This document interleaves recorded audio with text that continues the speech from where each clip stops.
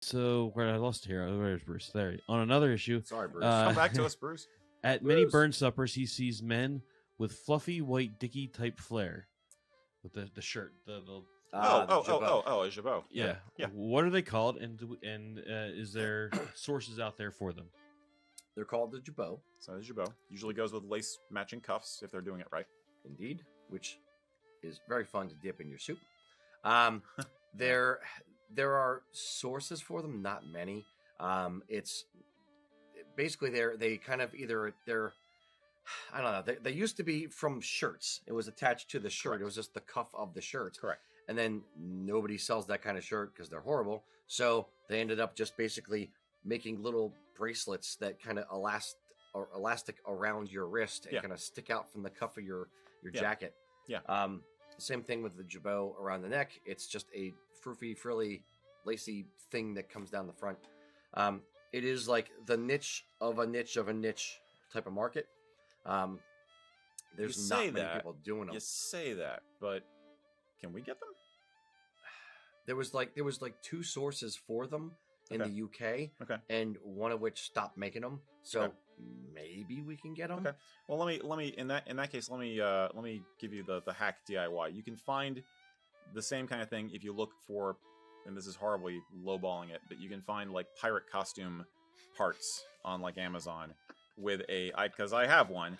All right, It's matey, give me basically- your finest Yeah, scotch. it's the lace neckerchief looking thing, and it's got a strap with a bit of Velcro, one size fits all, and then you have the elasticized wrist cuff things to get the same effect. If you are crafty, you could get one of those and then build one that looks a lot better by adding more layers of the lace. It's possible that there are patterns online.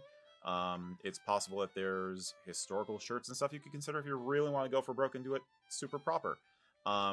It's a niche of a niche, but in some ways I think it's coming back a little bit because, as I've noted before, I feel like the retro looks are definitely on the upswing. I think people are wanting to do something a little more different, and so some of these more exotic, more traditional looks are coming back. So the fact that he's seeing it at burn suppers tells me that I'm correct. It's So, and that's where you would see it. You would see it at a formal event. Yeah. And it's when you want to be the king peacock in a room of peacocks. And on top of that, it's everyone wants to feel special. Everyone wants to be the special snowflake and have their Mhm. their coolest, better than anybody. Nobody else has this kind of outfit. That's kind of where it comes from to a degree. I'm getting psychological on it. Mhm. But it is, you're right, it is a historical outfit. There's also the Downton Abbey effect, as we would call it.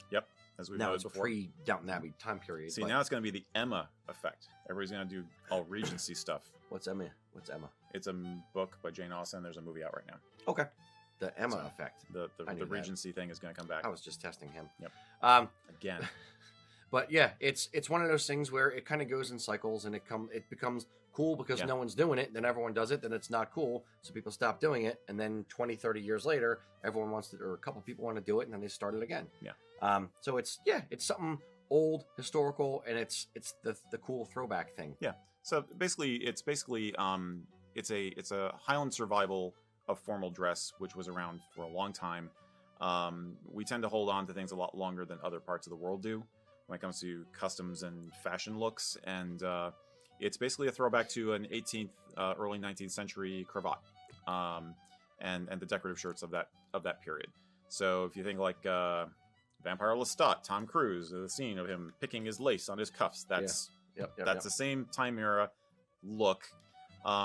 As a standard formal thing, it's not as antiquated as you might think. One of the funniest images out there online for me is a screen cap from On Her Majesty's Secret Service, which is a 1960s James Bond film where he's in formal Highland attire and he's wearing the jabot and a Montrose doublet and everything.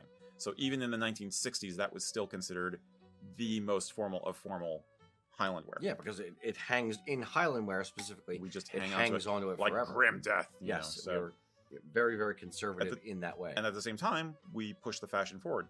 Yeah, We go both ways, which is awesome. So indeed. Yeah.